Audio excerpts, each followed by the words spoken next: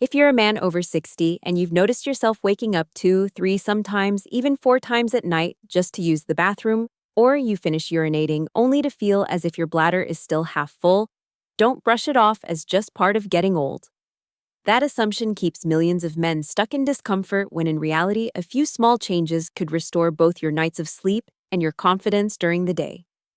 Around the world, these problems are common, and they rob men not only of rest, but also of energy, focus, and even dignity. Yet science is clear they don't have to be inevitable. What so many men fail to realize is that while age does play a role, the silent drivers behind worsening symptoms are the daily habits we repeat without thinking. They pile pressure onto the prostate and bladder day after day until the signals become too loud to ignore. And here's where things get interesting. By removing even one or two of these hidden triggers, you can begin to feel relief. That's why I want to start with the first habit that seems harmless, but maybe one of the most damaging. Picture this. You're at work in the middle of a meeting, or maybe out running errands, and you feel the urge to go. Instead of heading to the restroom, you tell yourself, I'll wait a bit longer. It's fine. It feels like a small compromise in the moment, but inside your body, something entirely different is happening. Every time you delay urination, your bladder stretches beyond its comfort zone, and the prostate sitting right below gets compressed like a cushion under pressure. Over years, that pressure distorts the bladder's function, weakens its tone, and magnifies prostate irritation. The best way to imagine it is like a balloon overinflated again and again. At first it seems fine, but with time the structure weakens and it can never quite return to its original shape. That is why choosing to relieve yourself when the urge arises is more than just a comfort, it's a form of preventative medicine. Men who practice this simple discipline often report fewer nighttime awakenings and less straining to empty. The surprising twist is that what feels like a minor act of willpower waiting a little longer can silently build into urinary dysfunction that no amount of medication can quickly reverse. Listening to your body's signals isn't weakness, it's wisdom.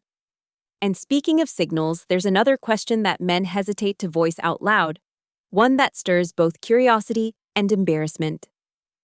Does masturbation hurt the prostate, or can it actually protect it? Let's be frank. If you're past 60, you may wonder whether self-pleasure is still safe or whether it might even aggravate prostate problems. Decades of research provide a fascinating answer. A massive Harvard study followed more than 30,000 men for nearly 20 years and found that those who ejaculated at least 21 times a month had a 1/3 lower risk of developing prostate cancer compared with those who did so only 4 to 7 times. Similar findings from Australia reinforce the same conclusion. The reason your prostate produces fluid continuously.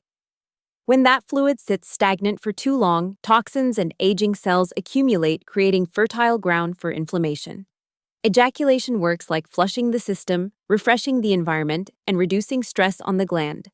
There are added benefits too, lowering stress hormones, promoting better sleep, even encouraging cellular renewal. But here's the catch. Moderation matters. For most men, once a day is harmless and often beneficial. But when masturbation becomes compulsive, done without real desire, out of boredom or anxiety, the body pays the price. Fatigue creeps in, pelvic tension builds, and in some cases, nerve compression can worsen urinary discomfort. The key is tuning in to how you feel afterward. Do you feel calmer, lighter, more at ease, or drained, tense, and restless? Your body is the best gauge. So yes, masturbation can be a protective tool for your prostate, but only when balanced and mindful. And while frequency is one piece of the puzzle, it's far from the only one. There are daily habits you can build that amplify protection, starting with something as basic as water. Here's a truth many overlook: as we age, our natural thirst mechanism dulls. That means you may think you're drinking enough, yet your body is quietly sliding into a state of low hydration. The result? Your urine becomes more concentrated, irritating the lining of your bladder and placing additional stress on the prostate. But the solution isn't as simple as just drink more. In fact, chugging large amounts at once, especially at night, only backfires by filling your bladder and waking you repeatedly. What works is rhythm. Spread your intake evenly through the day in small, steady sips. Think of it as a gentle stream rather than a sudden flood. By late afternoon, taper down your fluids so that your bladder has time to process before bedtime. Clinical studies show men who follow this pattern cut nighttime urination complaints nearly in half. The surprising point is this health isn't about how much you drink, but about when and how. A properly hydrated body allows your kidneys and prostate to work efficiently during the day while giving you rest at night. Master this rhythm, and you're already giving your prostate relief it desperately needs. And speaking of rhythm, there's another simple daily practice that sets the tempo for pelvic circulation in a way most men underestimate what you do right after meals. Now imagine this. Instead of collapsing into a chair after dinner, you step outside or even just pace gently around your home for 10 to 15 minutes. It doesn't sound like much, but biologically, it's a powerhouse move. Light walking after meals pumps fresh blood into the pelvic region, bathing the prostate in oxygen and nutrients, while carrying away waste products that fuel inflammation. This tiny boost in circulation acts like daily maintenance, preventing stagnation and keeping tissues resilient. At the same time, those few minutes of movement lower post-meal blood sugar, spikes a critical factor since diabetes dramatically raises the risk of prostate enlargement. A Brazilian university study confirmed that men who made short walks after meals had significantly fewer urinary complaints than those who stayed seated. The twist here is that the benefit doesn't come from strenuous exercise, but from the light, consistent rhythm of moving your body after eating. It's a small gesture with outsized returns, one that requires no gym membership, no equipment, and hardly any time. Step by step, you're protecting your prostate while also supporting your heart metabolism and mood. And as we continue, you'll see how these gentle adjustments, when layered together, form a strategy more powerful than most medications. Because from circulation, we naturally arrive at the nervous system and an even more intimate yet essential habit for prostate health. Let's address a subject many men over 60 prefer to avoid, though it is as much about health as it is about intimacy. A regular, balanced sex life is not simply about pleasure, it's a biological necessity for your prostate. Each ejaculation works like rinsing out the ducts of the gland-clearing stagnant fluid that otherwise fosters inflammation and impaired flow. It is one of the simplest ways to keep the prostate less congested and functioning more smoothly. Beyond that, maintaining a sexual rhythm helps balance hormones, especially testosterone, which in turn supports energy, mood, and tissue health. Of course, it must be approached with awareness. Safety, mutual respect, and consent are non-negotiable. The surprising truth is that what many men once regarded as an indulgence can be reframed as a form of hygiene. Physiological hygiene, just as brushing your teeth protects your mouth ejaculation. In moderation, protects the prostate. When practiced sensibly, it's not something to feel embarrassed about, but rather a sign of respecting your body's natural cycles. And while intimacy is powerful, no single habit stands alone. To build a shield around your prostate, you need a foundation that supports every cell of your body, starting with what's on your plate. When you look at your plate, don't just see food, see medicine coated in colors. The reds of tomatoes, watermelon, and guava signal lycopene, a powerful antioxidant shown in numerous studies to reduce prostate cancer risk by nearly 30% when eaten regularly. That vibrant pigment helps neutralize free radicals that otherwise damage prostate cells. On the green side, cruciferous vegetables like broccoli, cauliflower, and cabbage supply sulforaphane, a compound that ramps up your body's detoxification processes and keeps cells resilient against inflammation.